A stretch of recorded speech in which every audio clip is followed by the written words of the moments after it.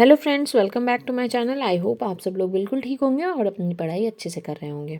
तो करेंटली हम लोग पढ़ रहे हैं ऑर्गेनिक क्लास 12th की। इसमें हमारा पहला चैप्टर चल रहा है halo alkane and hello arenes.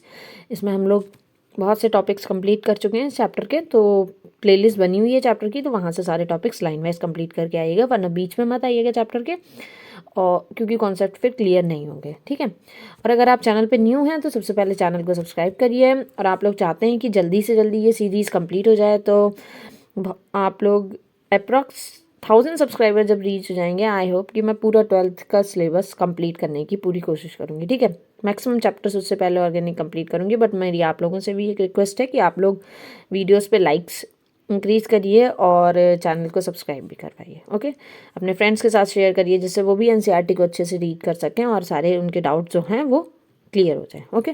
तो आज हम लोग स्टार्ट करते हैं फिजिकल प्रॉपर्टीज़। हम लोगों ने प्रिपरेशन देख लिया कैसे हेलो एल्केन्स और हेलो एलीन्स को प्रिपेयर करते हैं। सारे मेथड्स आई होप आपको याद होंगे। नेम रिएक्शंस दो पढ़ी थी हम लोगों ने, शॉर्ट्स रिएक्शन, फिंकलस्टीन रिएक्शन, वो दोनों हम लोगों ने एल्काइल हैलाइड में पढ़ी थी, ठीक है। तो वो सारी आप लोगों को, और एक सैंडमेयर रिएक्शन भी पढ़ी थी हम लोगों ने। सैंडमेयर रिएक्शन भी याद रखिएगा। तीसरा जो सैंडमेयर रिएक्शन पढ़ी थी हम लोगों ने, जो एमीन्स की हेल्प से प्रिपरेशन से हम लोगों ने क्या बनाया था, एराइल हैलाइड्स बनाए थे। तो आज हम लोग स्टार्ट करते हैं अपनी फिजिकल प्रॉपर्टीज़। फिजिकल की प्रॉपर्टीज़ के बाद फिर इसमें केमिकल प्रॉपर्टीज़ पढ़ेंगे, फिर उसकी अप्रॉक्स हेलो एरीन्स कंप्लीट हो जाएगा, बहुत मैक्सिमम टॉपिक उसका। अब आ जाते हैं alkyl halides are colourless when pure, however bromides and iodides develop colour when exposed to light. Many volatile halogen compounds are sweet smell. वैसे तो ये कलरलेस होते हैं, और बट ब्रोमाइड और आयोडाइड वाले एल्काइल हैलाइड को लाइट के प्रेजेंस में लाते हैं तो ये कलर डेवलप करते हैं, और ये वोलेटाइल होते हैं, ईजिली रिएक्ट करते हैं, ठीक है, और स्वीट स्मेल होती है इनकी। अब आ जाओ बॉइलिंग पॉइंट और मेल्टिंग पॉइंट पे। Methyl chloride, methyl bromide, ethyl chloride are the some chlorofluoromethane and some chlorofluoromethane are gases at room temperature. जो छोटे वाले कार्बन के, मतलब स्मॉल कार्बन चेन के जितने भी ये हेलोजेंस वाले कंपाउंड्स हैं, ये क्या होते हैं, ये गैसेस के फॉर्म में होते हैं, ठीक है। और जो हायर मेंबर होती है जब कार्बन चेन की, तो वो लिक्विड या सॉलिड फॉर्म में मिलते हैं। As we have already learn, molecules of organic halogen compounds are generally polar. इसमें पोलैरिटी होती है क्योंकि ये इलेक्ट्रोनेगेटिव नेचर का ग्रुप लगा हुआ है हेलोजन, तो उसमें वो अपनी तरफ इलेक्ट्रॉन को अट्रैक्ट करता है एक तरीके से। तो पोलैरिटी, थोड़ी पार्शियल पोलैरिटी डेवलप हो जाती है पॉजिटिव निगेटिव की, ठीक है। Due to greater polarity as well as higher molecular masses as compared to parent hydrocarbon, the intermolecular force of attraction, dipole-dipole and van der Waals are stronger in halogen derivatives.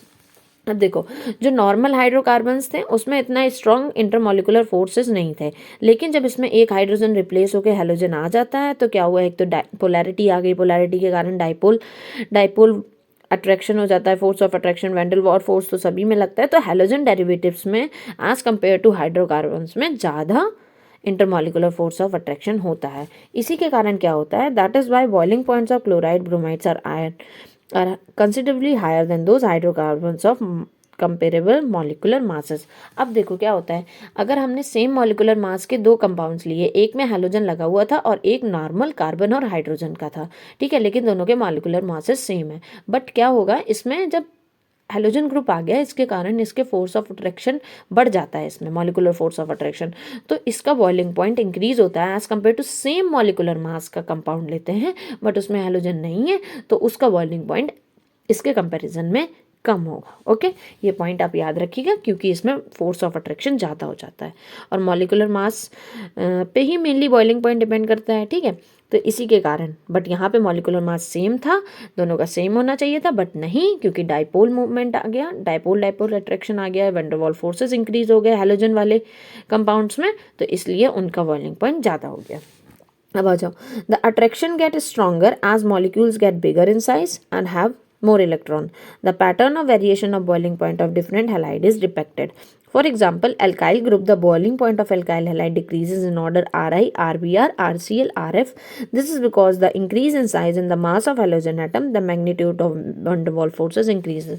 अब देखो यहाँ पे बोला गया है, जब बिगर साइज हो जाता है तो ज़्यादा इलेक्ट्रॉन्स आ जाते हैं, बड़ा मॉलिक्यूल है, स्ट्रॉन्गर फोर्स ऑफ अट्रैक्शन हो जाएंगे उसमें, तो इसी के कारण उनका बॉइलिंग पॉइंट भी इंक्रीज हो जाता है। ठीक है, तो सबसे ज़्यादा बॉइलिंग पॉइंट सबसे बड़ा मॉलिक्यूल आयोडाइड का होता है। ठीक है, वो ज़्यादा फोर्स लगाएगा, तो RI का सबसे ज़्यादा बॉइलिंग पॉइंट होगा, उसके बाद RBr, फिर RCl, RF। ठीक है, R मतलब कितनी भी लंबी कार्बन चेन ले लो यहाँ पे, लेकिन R यहाँ पे जब कंपेरिजन कर रहे हो तो सेम नंबर ऑफ कार्बन की चेन ले रहे हैं। ठीक है, van der Waals forces of attraction increase हो गए, साइज इंक्रीज होने के कारण मास भी इंक्रीज हो रहा था, इसके कारण फोर्सेस इंक्रीज हुए, तो इसलिए उसका बॉइलिंग पॉइंट भी बढ़ गया। अब हम लोग क्या कर रहे थे, हाइड्रोकार्बन्स और हेलोएल्केन्स में कंपैरिजन कर रहे थे, बट यहाँ पे हम लोगों ने क्या करा है, हेलोएल्केन्स में ही आपस में कंपैरिजन करा है, क्योंकि यहाँ पे अलग अलग हेलोजन ग्रुप होता है, आयोडीन, ब्रोमाइड, ब्रोमीन, क्लोरीन, तो उनके मासेस अलग होते हैं, उनके साइज अलग होते हैं, इस कारण हम लोग यहाँ पे उसका बॉइलिंग पॉइंट कंपेयर करा। अब देखो ये टेबल के थ्रू बताया गया है। ठीक है, इसको अगर कंपेयर करना चाहो ना, देखो ये देखो स्मॉल कार्बन चेन वाला तो गैसेस है नेचर में। ठीक है, उसके बाद क्या कह रहे हैं, ये क्लोराइड्स हैं, रेड वाले क्लोराइड्स हैं, ब्लू वाले ब्रोमाइड्स हैं, एंड येलो वाले आयोडाइड्स हैं। आयोडाइड का तो देखो हर जगह पे बॉइलिंग पॉइंट ज़्यादा है, चाहे वो फर्स्ट कार्बन की चेन हो, 2 कार्बन की चेन हो या 3 कार्बन चेन हो, आयोडाइड का तो हमेशा ज़्यादा है। ठीक है, उसके बाद कह रहे हैं जैसे जैसे कार्बन चेन बढ़ रही है, देखो मास बॉइलिंग पॉइंट तो बढ़ ही रहा है, कार्बन चेन बढ़ने के कारण बॉइलिंग पॉइंट बढ़ रहा है। दूसरा, आयोडाइड का इन तीनों के कंपैरिजन में सबसे ज़्यादा आयोडाइड वाले हेलोएल्केन्स का बॉइलिंग पॉइंट ज़्यादा होता है, उनका मास भी एक साइज बड़ा हो गया, इस कारण फोर्स ऑफ अट्रैक्शन ज़्यादा हो गया, इस कारण इनका बॉइलिंग पॉइंट ज़्यादा हो गया। ठीक है, अब आ जाओ नेक्स्ट पे, boiling point of isomeric haloalkanes decreases with increase in branching. For example, 2-bromo 2-methylpropane has the lowest boiling point among 3 isomers. अब देखो अगर ब्रांचिंग हो जाती है ना तो उसका बॉइलिंग पॉइंट डिक्रीज हो जाता है। अब देखो ये 4 कार्बन की चेन थी, ये भी 4 कार्बन की थी, ये भी 4 कार्बन का ही ग्रुप है। ठीक है, यहाँ पे सब ये चेन फॉर्म में लॉन्गेस्ट बड़ा सा स्ट्रक्चर है। उसके बाद क्या हुआ, ये फर्स्ट कार्बन पे Br अटैच था, यहाँ पे सब्सटीट्यूट होकर सेकंड कार्बन पे अटैच हुआ है, और यहाँ पे क्या हुआ है, सेकंड कार्बन पे एक मिथाइल ग्रुप भी क्या हो गया है, एक तरीके से डबल ब्रांचिंग हो गई। यहाँ पे तो एक ही ब्रांच निकली हुई थी, यहाँ पे एक ब्रांच इधर है, एक ब्रांच इधर है, डबल ब्रांचिंग हो गई। तो ब्रांचिंग बढ़ने से ये देखो बॉइलिंग पॉइंट क्या होता है, डिक्रीज हो जाता है। तो ये जैसे आप लोग याद रखिएगा, boiling point of isomeric haloalkanes, isomeric मतलब सेम नंबर ऑफ कार्बन है, ये आइसोमर है नेचर में। ठीक है, इनका मास भी सेम होगा। ठीक है, एटॉमिक मास सेम है सबका, लेकिन क्या हुआ, जैसे ही ब्रांचिंग कर दी हम लोगों ने तो वो बॉइलिंग पॉइंट उसका कम हो गया। अब देखो याद रखिएगा, ये वाला पॉइंट इंपॉर्टेंट है, इसको अंडरलाइन कर लेना अपनी एनसीईआरटी में, कि ब्रांचिंग करने से आइसोमेरिक हेलोएल्केन्स का बॉइलिंग पॉइंट डिक्रीज हो जाता है। ये डायरेक्ट क्वेश्चन आ सकते हैं एनसीईआरटी के। ठीक है, फिर आ जाते हैं, boiling point of isomeric halobenzenes are very nearly the same, however para isomers are higher melting as compared to their ortho and meta isomer. It is due symmetry of para isomer that fits in the crystal lattice better as compared to ortho and meta isomer. अब देखो ऊपर जो हम लोगों ने बनाए थे ना, मैंने कहा था 2 तरीके के कंपाउंड बने, पैरा कंपाउंड बना, एक ऑर्थो कंपाउंड बना, जब हम लोग सब्स्टिट्यूशन कर रहे थे। तो यहाँ पे उनके मेल्टिंग पॉइंट में डिफरेंस होता है। अब उनके मेल्टिंग पॉइंट में डिफरेंस इसलिए होता है क्योंकि जो पैरा वाला कंपाउंड होता है उसका क्रिस्टल जो होता है वो थोड़ा सा सिमेट्रिकल होता है, वो ईजिली लैटिस में फिट हो जाता है। लैटिस मतलब जो भी कंपाउंड है, अगर आपने सॉलिड स्टेट पढ़ा होगा तो उसमें देखते हैं ना लैटिस में कैसे, मान लो कोई स्ट्रक्चर है उसमें फिक्स हो जाए, ये बॉक्स है तो उसमें सर्कुलर चीज़ें अच्छे से फिक्स हो रही है ना, फिक्सिंग, ये तो यही लैटिस में फिक्स हो जाना उसको कहते हैं। तो पैरा वाला अच्छे से फिक्स हो जाता है तो उसको मेल्ट करना इतना इजी नहीं होता, इसलिए उसका मेल्टिंग पॉइंट हाई होता है as compare to ortho and meta. बहुत ज़्यादा डिफरेंस नहीं होता है, बट हाँ फिर भी डिफरेंस होता है।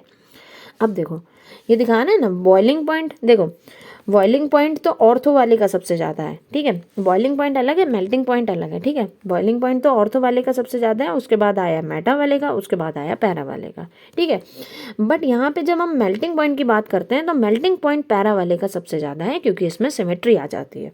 तो इस बात को याद रखिएगा, ये थोड़ा सा इंपॉर्टेंट है, बॉइलिंग पॉइंट और मेल्टिंग पॉइंट का दोनों। तो ठीक है, इसको दिमाग में रखिएगा, बॉइलिंग पॉइंट का और मेल्टिंग पॉइंट का ट्रेंड डिफरेंट है। अब डेंसिटी क्या होती है, मास अपॉन वॉल्यूम।